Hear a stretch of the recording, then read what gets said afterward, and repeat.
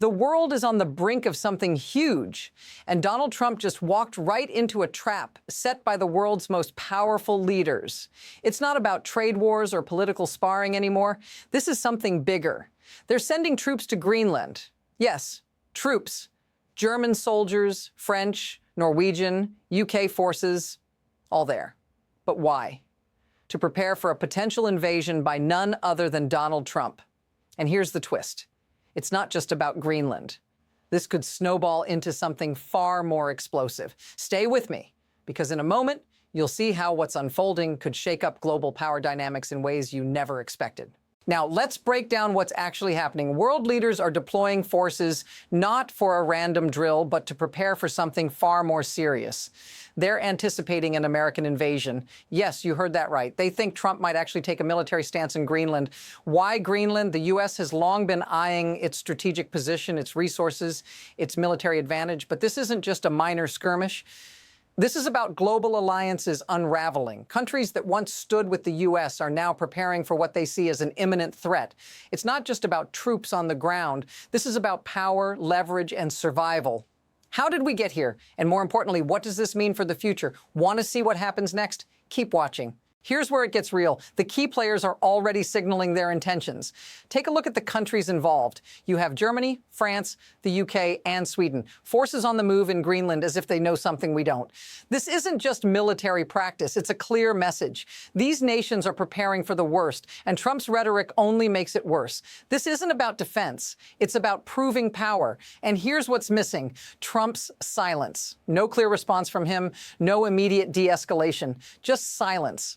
Why? Does he know something we don't? Does he see Greenland as an inevitable target? And is that why the world is mobilizing against him? Think about it. This isn't some random political move. This is a global chessboard in motion. But here's the part nobody's saying out loud. This could very well lead to something much bigger. Now, let's zoom out. This isn't just about Greenland. This is the opening move in a much larger game. You might remember the Cold War, when global powers squared off over control of territories, resources, and influence. What we're seeing now is eerily similar, but the stakes are higher. Europe isn't just reacting to Trump's moves. They're preparing for a potential global conflict. And here's the chilling part. This escalation isn't isolated. It's a part of a larger pattern. Think back to Trump's push for the U.S. to acquire Greenland. At first, it seemed like an odd, even petty goal. But now, with military exercises taking place in response, it feels much more like a provocation that's being taken seriously by every major power in the world. Notice what's happening here? What was once a geopolitical quirk is now a full-on crisis in the making. Want to know where this could all lead? Stay with me. This story is far from over, and the evidence keeps piling up. Trump's rhetoric on Greenland isn't just about taking land. It's about exerting control. And here's where it gets even more disturbing. Trump has already threatened tariffs on countries that don't support his Greenland ambitions. We're talking about 25% tariffs. That's not just a slap on the wrist. That's a full-blown economic war. And yet, despite these threats, the U.S. is still facing resistance from its allies. The hypocrisy is impossible to ignore. Trump demands loyalty, but he's pushing away the very nations that helped build America's global influence. What's missing here? The reality that Trump's desire to expand U.S. power is actively alienating the world. His actions are causing fractures in alliances that have stood for decades.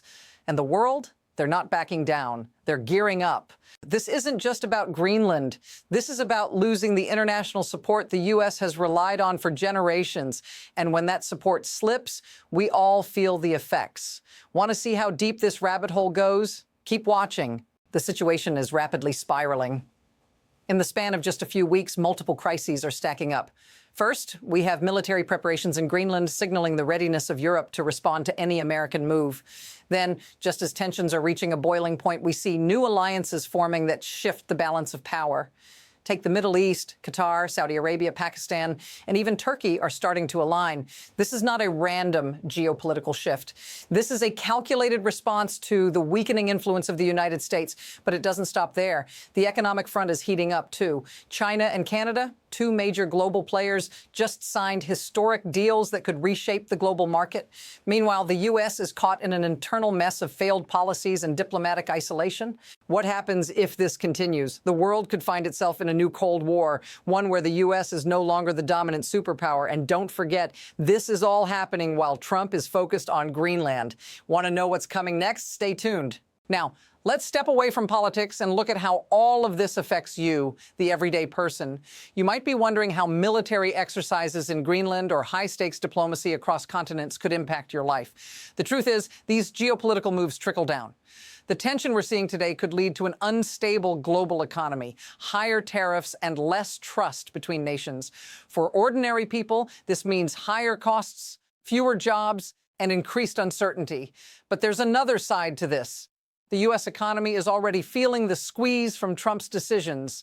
Farmers, manufacturers, and small businesses are all bearing the brunt of a trade war that shows no signs of ending. So what happens when the world's most powerful nations are no longer working together?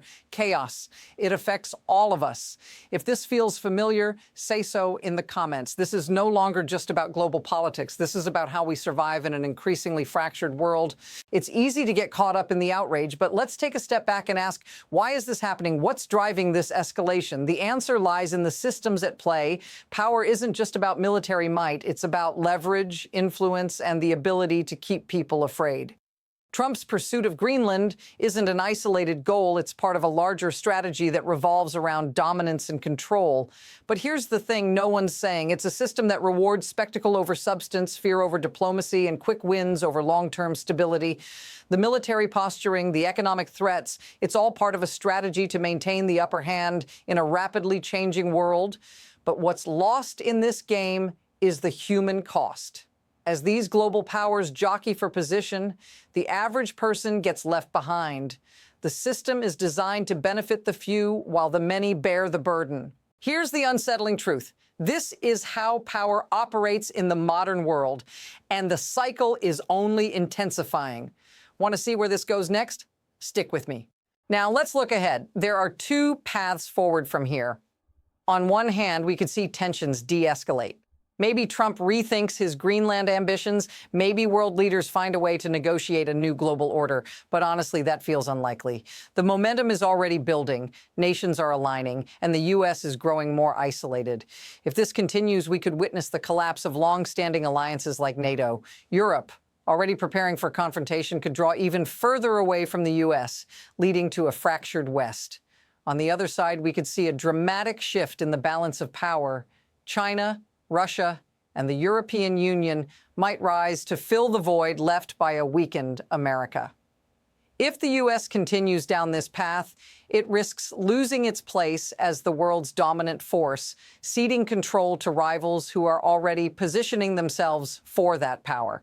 The next move is already forming, and it's unclear whether America can maintain its role in a world that's shifting faster than ever. Do you want to know what that future could look like? Stay tuned. Here's the real question.